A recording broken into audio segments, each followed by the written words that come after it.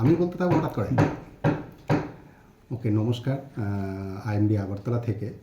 তো এখন আমরা দেখতে পাচ্ছি যে গত 5 দিন ধরে ঠান্ডার প্রভাব এবং তার সাথে মর্নিং মানে নাইট থেকে মর্নিং আওয়ার্সে আমরা দেখছি ডেন্স ফগ রিপোর্ট হচ্ছে। আর আইএমডির ফোরকাস্টও সেরকমই ছিল।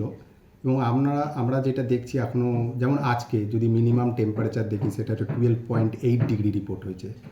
এবং সামনের 3 দিন কিন্তু টেম্পারেচার এরকমই থাকার সম্ভাবনা আছে, 12 থেকে 13 ডিগ্রির কাছাকাছি মিনিমাম টেম্পারেচারটা।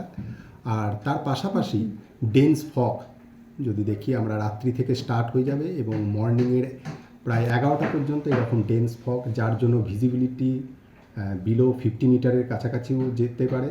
তো এটার আমরা ওয়ার্নিং প্রত্যেকটা ডিস্ট্রিক্টের কিছু কিছু জায়গায় হওয়ার সম্ভাবনা আছে। আর তার জন্য এই যে ভিজিবিলিটি যে রিডিউস হবে, তা এর জন্য ট্রান্সপোর্টে কিছুটা প্রভাব ফেলতে পারে। আমরা দেখছি এখন কিছুদিন ধরে মর্নিং আওয়ার্সে যে ফ্লাইটগুলো আছে সেগুলো ম্যাক্সিমাম ডিলে হচ্ছে বা রিশিডিউল হচ্ছে। তো আমাদের যে ফোরকাস্ট সেই অনুযায়ী সব কিছু হচ্ছে। আর সামনের এখনও যদি 7 দিন দেখি তাহলে এরকম সম্ভাবনা থেকে থাকবে, মানে মডারেট টু ডেন্স ফগের সম্ভাবনা থাকবে। আর টেম্পারেচার 12 থেকে 13 ডিগ্রির কাছাকাছি থাকবে। আর তার এর সাথে হচ্ছে যেহেতু আমাদের নর্দার্লি এবং নর্থ ওয়েস্টার্লি উইন্ড এগুলোর ওপর দিকে বয়ে যাচ্ছে, তার জন্য শীতটাও আমাদের খুব বেশি, মানে নর্মালের থেকে কিছুটা কমই মনে হচ্ছে, মানে নর্মালের কাছাকাছি ফিল হচ্ছে।